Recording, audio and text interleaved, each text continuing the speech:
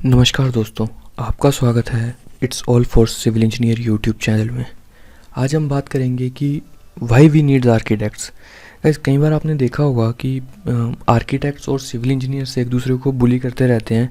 तो आज हम यही देखेंगे कि हमें आर्किटेक्ट्स की ज़रूरत क्यों है। मैं जल्दी ही एक और वीडियो लेकर आऊँगा कि why we needs civil engineers.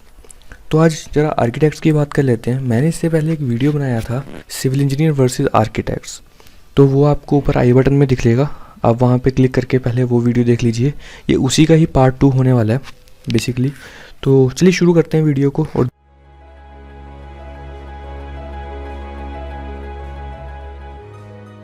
अगर हम बात करें एक घर बनाने के लिए, बेसिकली जो इंडिया में है वो आर्किटेक्ट्स मेनली घर वगैरह ही डिज़ाइन करते हैं, स्काई स्क्रैपर्स डिज़ाइन करते हैं या फिर फ्लाई ओवर्स कुछ डिज़ाइन कर लेते हैं। बट जो नॉर्मली ब्रिजेस रहते हैं या फिर सीवर लाइंस रहती हैं वो सिविल इंजीनियर्स ही डिज़ाइन करते हैं। सबसे पहला पॉइंट है कि जो आपका घर है उसमें अर्थक्वेक। गाइस, हमें नहीं पता होता है कि अर्थक्वेक रेजिस्टेंस घर कैसे बनाना है। जो आपका मिस्त्री होगा उसको नहीं पता होता है कि अर्थक्वेक रेजिस्टेंट घर कैसे बनवाना है। तो गाइस, जो बेसिकली एक अच्छा अर्थक्वेक रेजिस्टेंट है जिसमें आपको वो विद वैल्यूज आर्किटेक्ट बता सकता है कि आप जो आपकी बिल्डिंग है वो इतने रेक्टर स्केल का जो अर्थक्वेक है उसको बियर कर सकती है। तो ये जो सब चीज़ें हैं ये सब ये बताता है एक आर्किटेक्ट आपको। ठीक है, कई बार हम लोग कहीं अपने घर पे फ्लोटिंग कॉलम्स वगैरह डाल देते हैं जिसकी वजह से जो है वो अर्थक्वेक जो है रेजिस्टेंट नहीं रहता है। कई बार हम लोग पार्किंग गलत दे देते हैं, शेयर वॉल्स नहीं प्रोवाइड करते हैं। तो ये वेरियस चीज़ें होती हैं जिसकी जो नॉलेज है एक नॉर्मल पर्सन को नहीं होती है। तो इसलिए जो आर्किटेक्ट है वो उसको हायर करना ठीक रहता है आपके घर की सेफ्टी को बनाए रखने के लिए। सेकेंड चीज़ है गाइस लोड। कल को मान लीजिए आपने एक 2 स्टोरी बिल्डिंग बनाई, पर आपका कल को प्लान है कि मेरे को उसकी जो स्टोरीज हैं वो इंक्रीज़ करनी है। तो गाइस, इसके लिए आपके लिए बेटर रहता है कि आप एक आर्किटेक्ट से घर डिज़ाइन करवा लें। ताकि क्या होता है कि कल को मान लीजिए आपको उसकी हाइट इंक्रीज़ करनी है तो वो आर्किटेक्ट आपको पहले बता देगा कि इतने टाइम के बाद ये इतना लोड और बियर कर सकता है, जिससे जो आपके घर पे क्रैक्स नहीं डेवलप होते हैं। कई बार हम क्या देखते हैं कि आपने 2 स्टोरी बिल्डिंग के ऊपर 1 स्टोरी बना ली पर क्रैक्स डेवलप होने शुरू हो गए। तो वो सब चीज़ों को बियर करने के लिए जो है आपका जो लोड की कैलकुलेशन वगैरह वो सब आर्किटेक्ट ईजिली आपके लिए करके दे देता है। ये एक इंजीनियर के लिए पॉसिबल नहीं है। सिविल इंजीनियर ये काम नहीं करेगा कभी भी, आप उसको चाहे कितना मर्जी पैसा दे दो। ठीक है, अगर आपको ये काम अच्छे से कोई करेगा तो वो है आर्किटेक्ट। अगला जो पॉइंट रहेगा गाइस वो है इलेक्ट्रिसिटी पॉइंट्स का। क्या होता है कि जब भी हम ना घर अपना बनवाते हैं तो उसमें हम लोग ध्यान नहीं देते हैं कि कल को हमारा बेड यहाँ लगेगा, हमारा स्टडी टेबल यहाँ लगेगा। तो हम इलेक्ट्रिशियन को बुलाते हैं और उसको कहते हैं कि तू स्विचेस लगा दे। पर गाइस, ऐसा नहीं होता है। अक्सर जब हमारा घर बन के तैयार हो जाता है उसमें फर्नीचर आ जाता है तो हमें दिक्कत होती है काफ़ी ज़्यादा देखने में कि भाई यहाँ पे तो मैंने स्विच डलवाया नहीं और यहाँ पे मुझे ज़रूरत पड़ रही है। तो ये सब चीज़ों का ध्यान हम ड्यूरिंग द कंस्ट्रक्शन ये सब चीज़ें याद नहीं रख सकते हैं, बिकॉज एक पैसे का भी खेल चल रहा होता है दिमाग में कि इतना पैसा लग चुका है, इतना लग जाएगा अगर मैं ये करूँगा।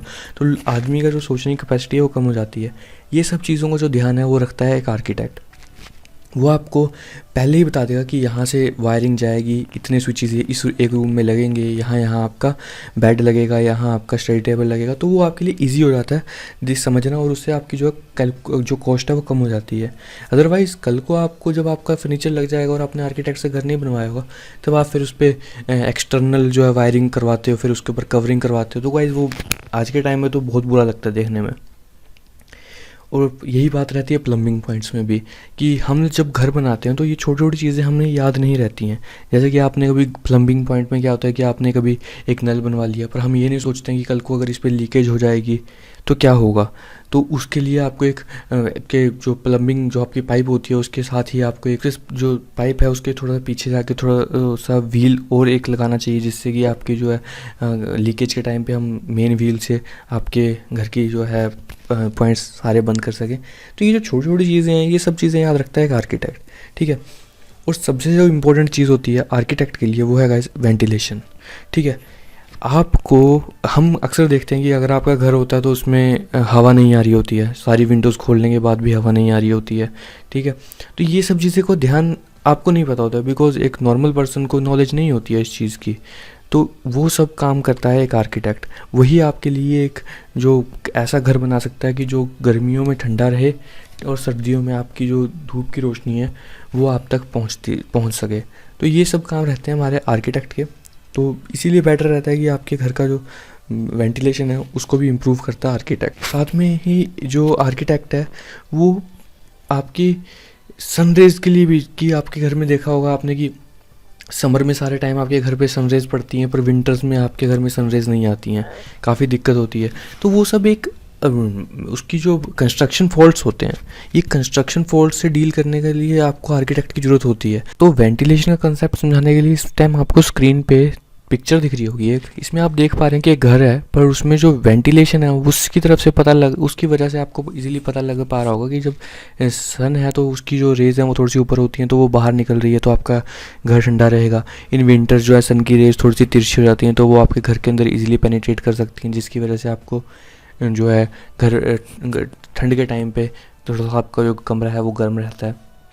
तो ये सब चीज़ें होती हैं जो एक आर्किटेक्ट मैनेज करता है। अगला जो हमारा पॉइंट रहता है वो रहता है permission from higher authorities. Guys जो आर्किटेक्ट होता है ना वो आपको परमिशन दिलवा देता है इजीली हायर अथॉरिटी से। जैसे कि अगर आप किसी मेट्रो सिटीज़ में या फिर किसी सिटी में, मेजर सिटी में कंस्ट्रक्शन कर रहे हो अपने घर की, तो क्या होता है कि वहाँ पे आपको पहले कुछ जो है रोड के साइड में आपको कुछ ज़मीन छोड़नी पड़ती है एंड साथ दूसरी साइड भी छोड़नी पड़ती है।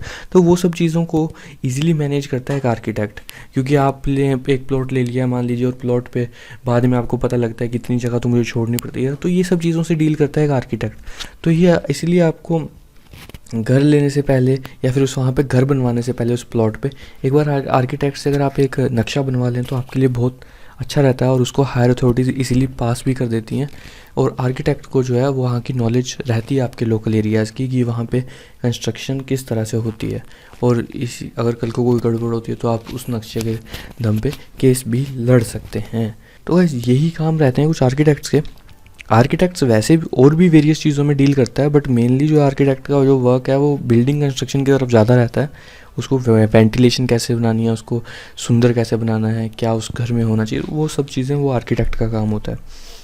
गाइज अगर मैं आपको इंजीनियर और एक आर्किटेक्ट में डिफरेंस समझाऊँ ना इजीली, तो आर्किटेक्ट और इंजीनियर में सिर्फ ये डिफरेंस होता है कि मान लीजिए आप एक घर की इमेजिनेशन करिए कि अगर आपका घर पे प्लास्टर ना हो, पेंट ना हो, वायरिंग सारी निकली हो, ठीक है, स्विचेस पे जो आपके लाइट बोर्ड्स हैं इनमें लाइटें वगैरह सब अनऑर्गेनाइज्ड मैनर में लगा रखी हों, तो ये आप देखोगे तो आपका वहाँ पे रहने का दिल नहीं करेगा, बिकॉज हमारा दिमाग भी वहीं पे काम करता है जहाँ पे जो चीज़ सुंदर हो, देखने में अच्छी हो।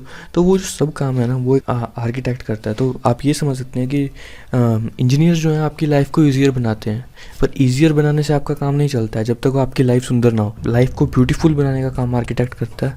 सो यही था आज की हमारी वीडियो में, why we need architects. So thanks for watching this video guys.